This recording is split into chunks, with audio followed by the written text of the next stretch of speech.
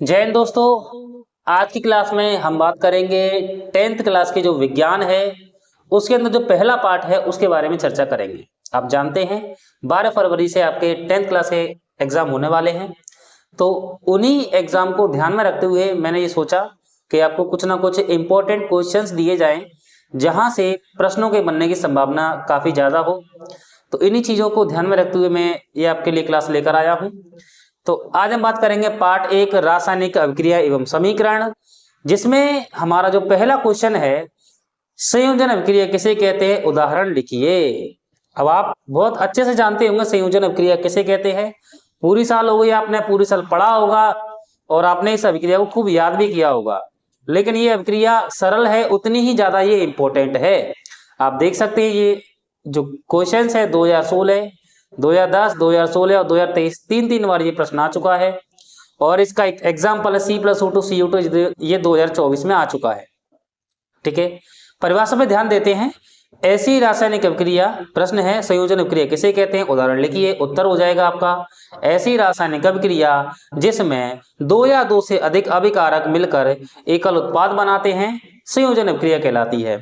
संयोजन अभिक्रिया, अब इसको ऐसे समझें कि जैसे मान के चलो ये दो अभिकारक हैं, ये दो अभिकारक मिलकर आपस में जुड़ के एक ही उत्पाद बनाते हैं, तो ये कौन सी अभिक्रिया मानी जाएगी, ये संयोजन अभिक्रिया मानी जाएगी। ठीक है, नीचे देख एग्जाम्पल है कोयले का दहन, यानी जब कोयले को, यानी कोयला माने कार्बन, जब कार्बन को हम ऑक्सीजन की उपस्थिति में जलाते हैं, क्या करते हैं, जलाते हैं, तो क्या बनती है, कार्बन डाइऑक्साइड गैस बनती है। कार्बन जलता है, कार्बन डाइऑक्साइड गैस बन जाती है। तो यहाँ पर अभिकारक है आपके दो, एक कार्बन और एक ऑक्सीजन, दो अभिकारक हैं। जब ये जलेंगे तो क्या बनता है, एक उत्पाद बनता है, कार्बन डाइऑक्साइड, एक उत्पाद बन रहा है। तो इसमें दो अभिकारक मिलकर क्या बनाते हैं, एक उत्पाद बनाते हैं, इसलिए संयोजन अभिक्रिया का उदाहरण है। इसके अलावा संयोजन अभिक्रिया के बहुत सारे एग्जाम्पल हो सकते हैं, जैसे Mg+O2 MgO और CaO+H2 CaOH का उल्टवाइस, ये एग्जाम्पल भी आपके संयोजन अभिक्रिया के अंतर्गत आ जाते हैं। ठीक है, नेक्स्ट बात करते हैं वियोजन अभिक्रिया के बारे में। वियोजन अभिक्रिया को अपघटन अभिक्रिया भी कहते हैं। क्या कहते हैं, अपघटन अभिक्रिया भी कहते हैं बच्चे लालो।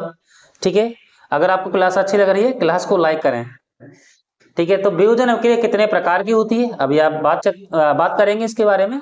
वियोजन अभिक्रिया वैसे 3 प्रकार की होती हैं, उन्हें उदाहरण द्वारा समझाइए।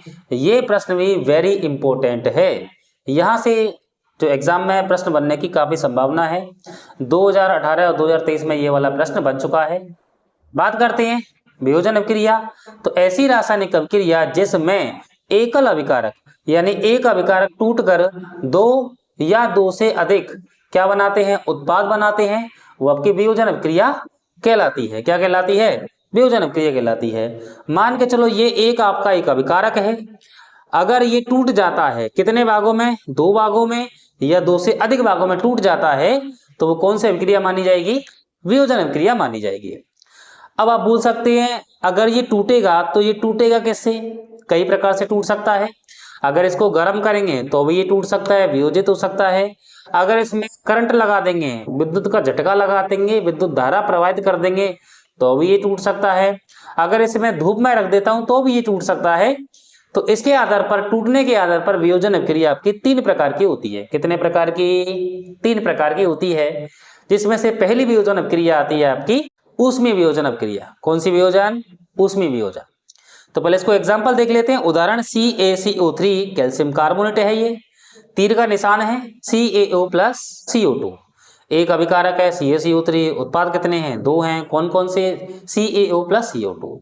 ये वाला जो उदाहरण है 2010 में आ चुका है। ठीक है, नेक्स्ट बात करते हैं वियोजन अभिक्रिया 3 प्रकार की आपको बता दिया मैंने। ऊष्मीय वियोजन अभिक्रिया, जैसे कैल्शियम कार्बोनेट को जब हम गर्म करते हैं, ऊष्मा देते हैं, तो ये वियोजित हो जाता है, टूट जाता है। किस किस में टूटता है, CaO+CO2 में, एक हो गया। दूसरा वियोजन कौन सा हो जाएगा, विद्युत वियोजन अभिक्रिया। करंट लगा देंगे, पानी के अंदर जब अपन इलेक्ट्रोड लगाकर विद्युत धारा प्रवाहित करते हैं तो इलेक्ट्रोड पर दो गैस बनती है, जिसमें से एक गैस होती है आपकी हाइड्रोजन और एक गैस होती है आपकी ऑक्सीजन गैस होती है। अब आपको तो ये भी मालूम होगा कि कौन सी गैस ज्यादा बनती है, कौन सी गैस कम बनती है। तो हाइड्रोजन गैस ज्यादा बनती है, ऑक्सीजन गैस कम बनती है। हाइड्रोजन गैस दुगुनी मात्रा बनती है, ऑक्सीजन गैस एक गुनी मात्रा बनती है। अगर आपसे पूछा जाए कि जल के विद्युत अपघटन में 2:1 के रूप में बनने वाली गैसें कौन कौन सी हैं, तो 2 अनुपात के रूप में बनने वाली गैस तो आपकी हाइड्रोजन है और 1 अनुपात के रूप में बनने वाली गैस आपकी ऑक्सीजन है। ठीक है। तीसरी जो वियोजन का प्रकार है वो आपका हो जाएगा प्रकाश वियोजन अभिक्रिया।